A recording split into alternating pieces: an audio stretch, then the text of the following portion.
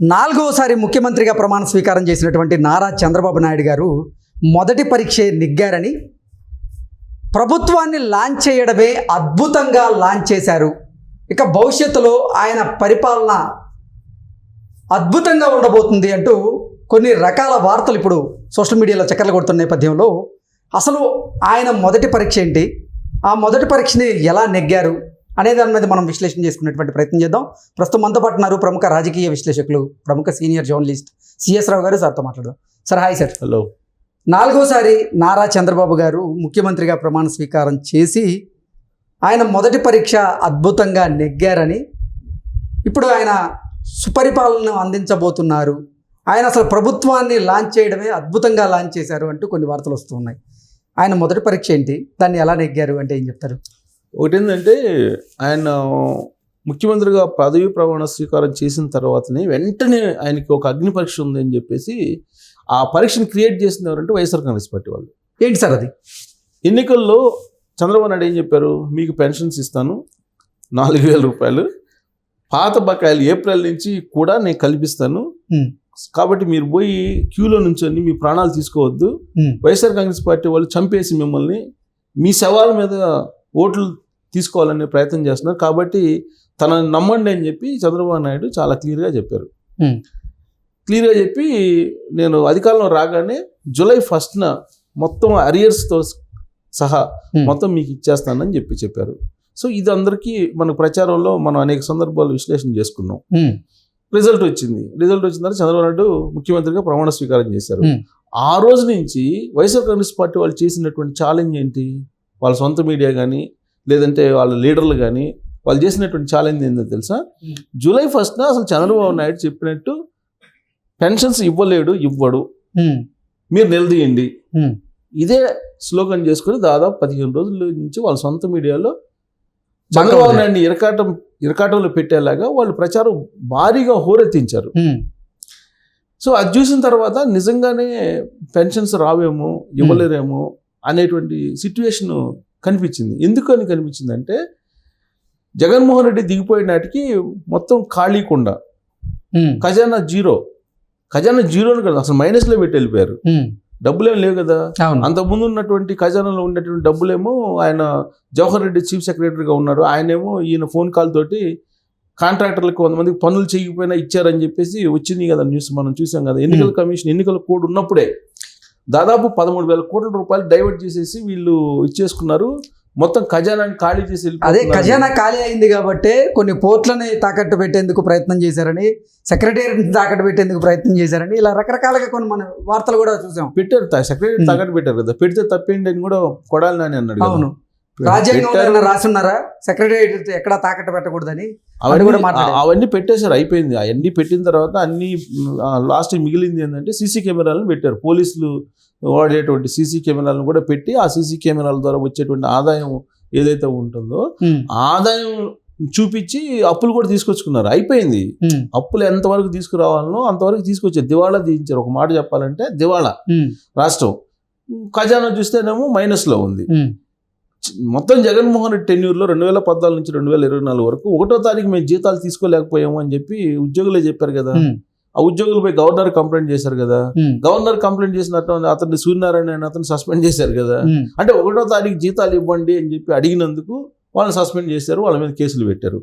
అంటే ఎప్పుడు కూడా 1వ తారీఖున జీతాలు ఇవ్వలేదు జగన్మోహన్ రెడ్డి. అలాగే పెన్షన్స్ రిటైర్ అయినటువంటి ఉద్యోగులకి ఇచ్చేటువంటి పెన్షన్స్ ఇవ్వాల, ఒక సామాజిక పెన్షన్స్ మాత్రమే ఇస్తూ వచ్చాడు ఆయన.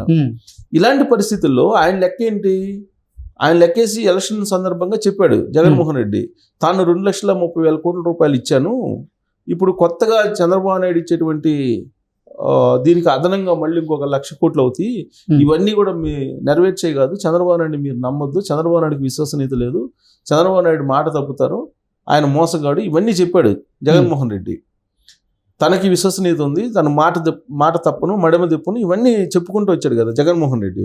సో ఎన్ని చెప్పినా కానీ ప్రజలు ఏంటి, చంద్రబాబు నాయుడిని విశ్వసించి ఆయనకు ఓట్లేసి అప్రతిహతంగా గెలిపించారు. 164 ఇచ్చి ఆయన్ని గెలిపించారు కూటమికి. సో ఇప్పుడు ఆల్రెడీ ఓడిపోయిన తర్వాత ఇంకేం చేయాలి? చంద్రబాబు నాయుడు ఇచ్చినటువంటి హామీలను అమలు చేస్తాడా లేదా? దాని మీదనే తన భవిష్యత్తు ఆధారపడి ఉందనేది జగన్మోహన్ రెడ్డి ఆయన పరోక్షంగా చెప్పాడు. ఆయన ఆల్రెడీ ఓడిపోయిన తర్వాత ఏం చెప్పారు, నా అవ్వాతాతలు ప్రేమ ఏమైపోయిందో, మా అక్కా చెల్లెముల అభిమానం ఏమైపోయిందో, నేను అసలు ఓట్లు ఎటుపోయినాయో వాళ్ళవి, మోసం జరిగిందని తెలుసు కానీ ఆధారాలు లేవు, దానికి ఆధారాలు చూపలేము కాబట్టి మనం మోసం జరిగిందని చెప్పి అనలేము, పైన బీజేపీ వాళ్ళు పెద్దలు ఉన్నారు, ఇక్కడ చంద్రబాబు వీళ్ళంతా చాలా పెద్దోళ్ళు ఏదో చేశారు అనే యాంగిల్లో ఆయన మాట్లాడేమన్నాడు, అయినా కానీ మళ్ళీ మనకు 40% ఓట్ బ్యాంక్ ఉంది, చంద్రబాబు నాయుడు ఇచ్చినటువంటి హామీలను నెరవేర్చిన అవకాశం లేదు, ఆయన పాపాలు పండిపోతాయి, పాపాలు పండిన తర్వాత మనమే మళ్ళీ అధికారంలోకి వస్తాం ఈ చెప్పాడు కదా. ఫస్ట్ పాపం ఏంటి, ప్రత్యేక హోదా అనేది అడగట్లేదు, అది ఫస్ట్ పాపము. ఇంకా రెండోది ఆయన ఇప్పుడు పెన్షన్లు ఇవ్వలేడు, ఇలా పాపాలు పండుతూ పోతుంటాయి. 100 పాపాల వరకు చూద్దాం, శిశుపాలుడు ఇవన్నీ చెప్పుకొచ్చాడు ఆయన. సో చెప్పిన తర్వాత ఇప్పుడు ఫస్ట్ అగ్ని పరీక్ష ఏంది, చంద్రబాబు నాయుడికి డబ్బులు లేవు, పెన్షన్స్ ఇవ్వాలి, దాదాపుగా 7-8 వేల కోట్ల రూపాయలు కావాలి, పెన్షన్స్ కానీ జీతాలు కానీ అన్నీ కలిపితే 10,500 కోట్లు ఏం కావాలి, 10,500 కోట్లు సుమారుగా కావాల్సి వస్తుంది. ఇవన్నీ ఎక్కడ తీసుకొస్తారు ఏంటి అని చెప్పేసి అనుకున్నారు.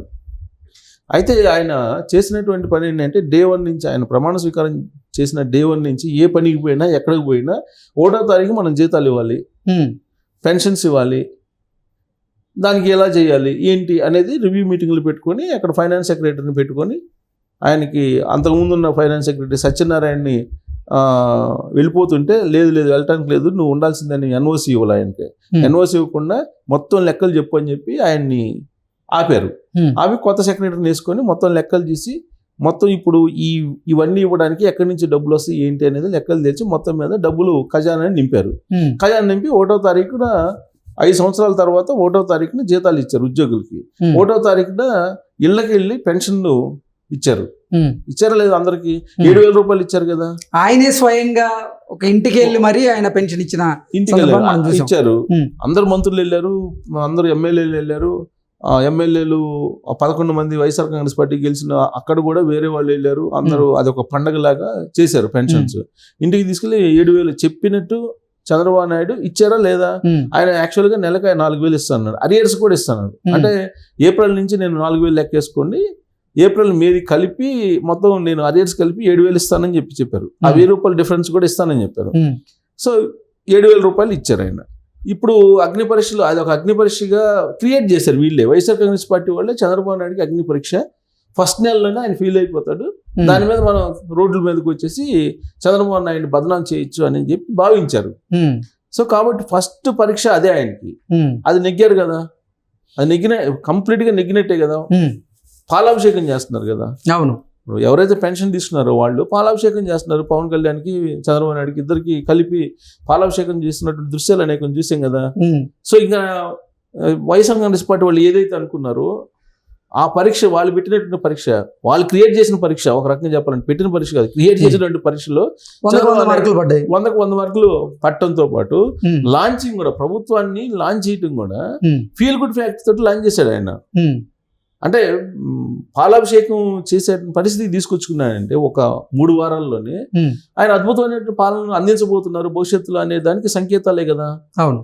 సో కాబట్టి జగన్మోహన్ రెడ్డి, వైఎస్ఆర్ కాంగ్రెస్ పార్టీ వాళ్ళు క్రియేట్ చేసినటువంటి పరిస్థితులను నెగ్గడంతో పాటు రాబోయేటువంటి రోజుల్లో సుపరిపాలన ఉంటుంది అని చెప్పి ఆయన చాలా క్లియర్గా చెప్పడంతో పాటు ఒక సందేశం కూడా మంత్రులకి, ఎమ్మెల్యేలకి, వీళ్ళందరికీ ఇచ్చారు. మీరు ప్రజల మీద నాట్యం చేయడానికో లేదంటే ప్రజల మీద పెత్తనం చేయడానికే కాదు, మనందరం ప్రజాసేవకులు, అది గుర్తుపెట్టుకొని మెలగండి అని చెప్పారు. ఏంటంటే ఎంత బాధ్యతాయుతమైనటువంటి పరిపాలనని అందించబోతున్నాము రాబోయే రోజుల్లో అని చాలా క్లియర్గా ఆయన చెప్పారు. చెప్పడంతో పాటు మొత్తం ఈ ఐఏఎస్లు, ఐపీఎస్లు బదిలీలు కానీ లేదంటే ఆయన మంత్రివర్గాన్ని కూర్పు కానీ ఇవన్నీ కూడా ఎక్కడ విమర్శలు లేకుండా ఒక్కోటి చేసుకుంటూ వెళ్ళిపోతున్నారు. ఎలాగో ఆయనకు అనుభవం ఉంది కాబట్టి. బట్ ఆయన అనుభవం ఉంది, బట్ ఫెయిల్ అవుతాడు ఆయన, డబ్బులన్నీ తీసుకెళ్ళిపోయాం కదా మనం అనే యాంగిల్లో వైఎస్ఆర్ కాంగ్రెస్ పార్టీ ఉంది. ఈయన ఎలా క్రియేట్ చేస్తారు అని చెప్పి ఇప్పుడు మళ్ళీ మొదలు పెట్టారు. సరే ఇప్పుడు అప్పులు తీసుకొచ్చి డబ్బులు ఇచ్చాడు, మరి సృష్టిస్తానన్నాడు కదా, డబ్బులు ఎక్కడ సృష్టిస్తాడు అని చెప్తాను. సంపదని సంపద ఎలా సృష్టిస్తాడు అంటున్నారు, అది కూడా సృష్టిస్తున్నాడు, సృష్టించారు కూడా. ఎలాగంటే ఇప్పుడు అమరావతి ఉంది, అమరావతిలో మొన్నటి వరకు గజం 10,000 ఉంది, 10,000 నుంచి 6,000 10,000 ఉంది, టాప్ 10,000, అందుకని కొనేవాళ్ళు లేరు. ఇవాళ గజం 50 నుంచి 60,000 ఉంది. సో రిజిస్ట్రేషన్స్ జరుగుతున్నాయి, రిజిస్ట్రేషన్ డబ్బు వస్తాయి కదా గవర్నమెంట్ కి, రిజిస్ట్రేషన్ ఛార్జెస్ పెద్ద ఆదాయం వనరు కదా, రెవెన్యూ వనరు కదా ప్రభుత్వానికి, మరి సృష్టించినట్టేగా. సో కాబట్టి చంద్రబాబు నాయుడు సృష్టిస్తున్నాడు, పంచుతున్నాడు. సృష్టించడం ఎక్కడ సృష్టిస్తున్నాడు అంటున్నారు. నేను ఎగ్జాంపుల్ చెప్పా ఒకటి.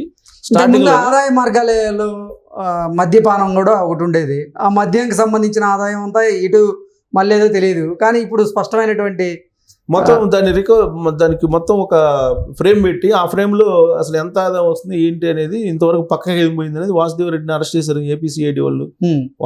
వాళ్ళు విచారిస్తున్నారు కదా. ఒకవైపు అవన్నీ చేస్తూనే సంపదను క్రియేట్ చేయటం అనేది చేస్తున్నారు. వాళ్ళేంటి సంపద క్రియేషన్ ఎక్కడ అంటున్నాడు అంటే, వీళ్ళు ఆయన ఏమి ముద్ర కొట్టాడు కదా, కళ్ళెదిరి కనపడుతుంది కదా, వైసీపీ వాళ్ళకి కనిపించట్లా. వాస్తవంగా అది అబ్జర్వ్ చేయాలి వాళ్ళు కూడా.